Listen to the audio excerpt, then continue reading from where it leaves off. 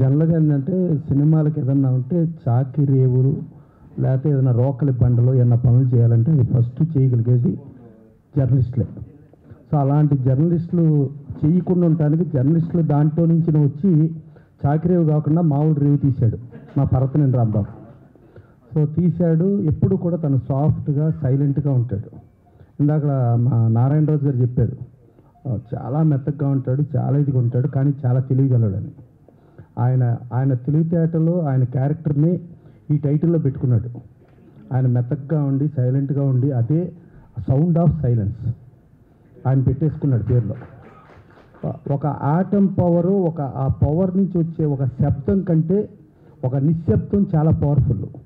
ఆ నిశ్శబ్దంలోంచి అలా చూసుకుంటే చాలా పెద్ద పవర్ లాగా వచ్చేది ఒక బ్రీత్, అది వైల్డ్ బ్రీత్. సో ఒక వైల్డ్ బ్రీత్ అని, ఒక సౌండ్ ఆఫ్ సైలెన్స్ అని వాళ్ళ కథలో ఒక డిఫరెంట్ సబ్జెక్ట్ అన్నట్టుగా ముందే వాళ్ళ టైటిల్లోనే అనౌన్స్ చేశారు. అలాగే తను ఇందాక మా శివ చెప్పాడు పిల్లోడని, డెఫినెట్గా పిల్లోడే. ఇప్పుడు జనరల్గా పిల్లోళ్ళే తర్వాత పిడుగులు అవుతారు.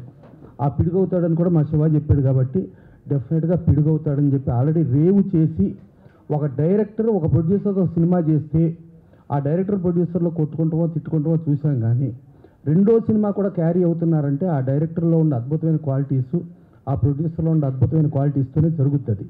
సో డెఫినెట్గా ఆ మంచితనం ఇలా 100 సినిమాల వరకు ఉండేట్టుగానే ఉంచుకోవాలి.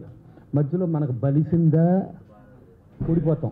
చాలా పైకి ఎగిరారు, చాలా డామ్మని సొరంగంలో పడిపోయారు. అందుకని బలవద్దు, ఇలాగ పిల్లల్లాగానే ఉండండి ఎంత పిడిగైనా సరే. ఓకేనా? సరే, ఇక ఆత్మీయంగా పిలవటానికి మా శివాజీ రాజా గారు, మా రామసత్యాన్ని గారు ఇంతమంది వచ్చారు. ఒక జర్నలిస్ట్ కుటుంబం నుంచి ఒకళ్ళు వచ్చారు. గతంలో మనం చూసుకుంటే కృష్ణ గారికి ఫ్యాన్స్ లెటర్లు రాస్తూ జర్నలిస్టుగా మారి జర్నలిస్టు నుంచి ప్రొడ్యూసర్ అయిన బిఏ రాజు గారిని చూసాం.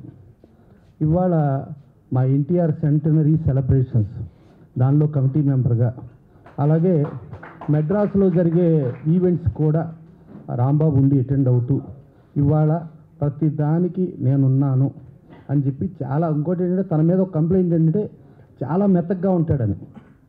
సో ఆ మెత్తకలో కూడా ఇంత మంచితనం ఉందని ఇవాళ మన జర్నలిస్ట్ మిత్రులందరూ మా కుటుంబం అని చెప్పి ఆ రాధా శాలు గప్పి రాధాకృష్ణులు అని వాళ్ళిద్దరు బంధం చూపించాడు ఇక్కడేదో. దాంట్లో రాధెవరో కృష్ణుడు ఎవరో నాకు అర్థం కాల. ఓకే, సరే. ఇక శివ అంటే జనరల్గా శివ కానీ మా ఇంకొక సీను ఉంటాడు మాకు ఇదివరకు ఆ కెమెరా బ్యాక్ సైడ్ ఉండేవాడు. వీళ్ళు జనరల్గా మోసేస్తుంటారు ఎవరినైనా.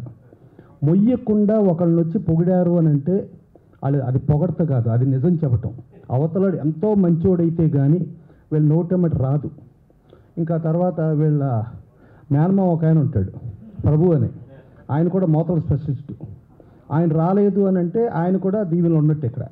సో ఇంతమంది దీవెనలతో మా రాంబాబు చేస్తున్నాడు కాబట్టి డెఫినెట్గా దీంట్లో మంచి లాభాలు వచ్చి జర్నలిస్టు కుటుంబం నుంచి మనవాడు వచ్చి నిర్మాతగా మనోడు సక్సెస్ అయ్యాడని ఈ క్రెడిట్ మొత్తం జర్నలిస్టు కుటుంబానికే చెందుద్ది.